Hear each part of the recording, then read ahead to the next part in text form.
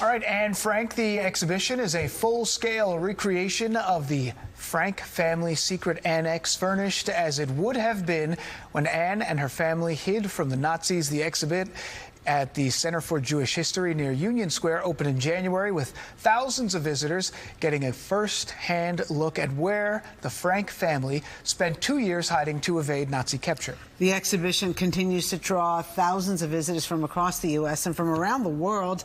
We're joined this morning by Ronald Leopold. He's the executive director of the Anne Frank House. Nice to have you back on Good Day New York.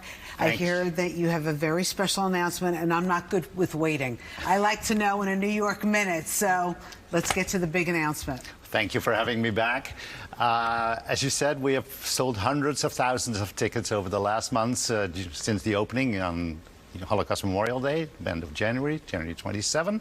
And due to this demand, including a surge of visiting school groups, we have decided that we will extend the exhibition beyond October the 31, when it was the first extension, and now we're going to extend it through February 1, 2026. Oh, that's amazing. So many more people can see it, and I went to see it a few weeks ago, and it's so moving, very emotional.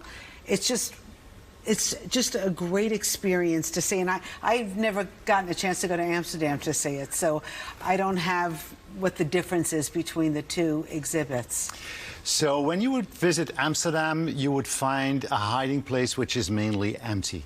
And the reason why it's empty is when Anne's father, who was the sole survivor of the family and the sole survivor of the 8 people in hiding, returned to Amsterdam, he found an empty house. It was a city that had lost 70,000 of its inhabitants for the single reason that they were Jewish. And it was the gap in the heart of a father who had lost his entire family. Emptiness is kind of the core of the concept in Amsterdam. While here in New York, we try to bring to the visitors how it looked like, how it was at the time that they were in hiding. And you said that there have been people who've purchased tickets or gotten tickets to the exhibit here in New York where they thought they had them in Amsterdam and they're flying over there. Is that actually happening? That's right. That's right. And it happens many times. And also the other way around. Also people who are buying tickets for the house who were thinking we're going to see the exhibition in New York. So it works both ways. What is it about her story that you think resonates with people? I think what resonates with us is the message of what can happen to human beings if we lose our human values. And I think the age-old hatred of anti-Semitism and other forms of hatred are the core of the history of what was done to Anne Frank. And I think what we used to say is, let's remember what happened to her. Let's reflect on why it happened to her. And let's do everything we can in order to make sure it will never happen again. And I think this exhibition is also very much our response to what we see in our current societies and our communities, which are polarized and divided. And I think it's a miracle, and it's very moving to see how the voice of a little girl who, 80 years after her tragic death, still resonates with people from all walks of life, from all backgrounds, bringing people together and sending a strong message of our shared humanity. And how she lived, the small little rooms, the one communal room that she lived with other families, where they had to be so quiet in that room. For how long a period did they have to hide like that? So they were there in hiding for 25 months, so more than 2 years. And just imagine her being a teenager, between 13 and 15 years old, having to be silent all day, not being able to use water, not being able to flush, not being able to sneeze, And I know these buildings in Amsterdam, and they are creaking all the time, so you can't walk around because you will hear it.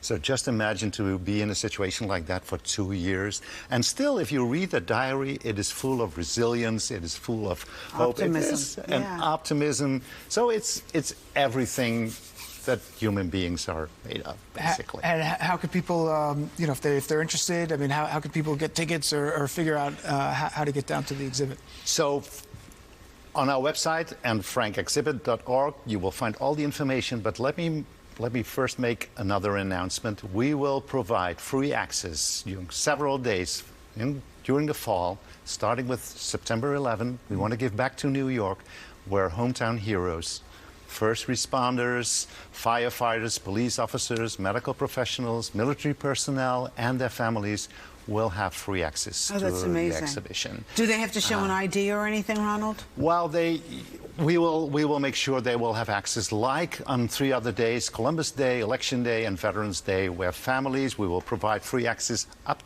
to adults and up to 4 children, free access on those important days for our history to the exhibition. It's a great way for parents to have a very important conversation with their children.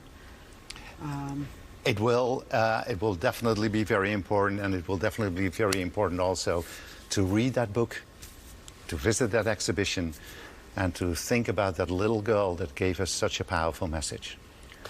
All right, Ronald Leopold, thank you very much. Hope everyone has a chance to check out the exhibit. My pleasure. Congratulations. Okay. Thank you. Be around in New York City a little bit more. Mike, if you haven't gotten a chance, did you go to Amsterdam to see it? I'm going this weekend, as a matter of fact. What? I'm going this weekend. Look at that. Are you kidding me? I'm going, and I just texted my friend. I was like, make sure you get the tickets in the right place.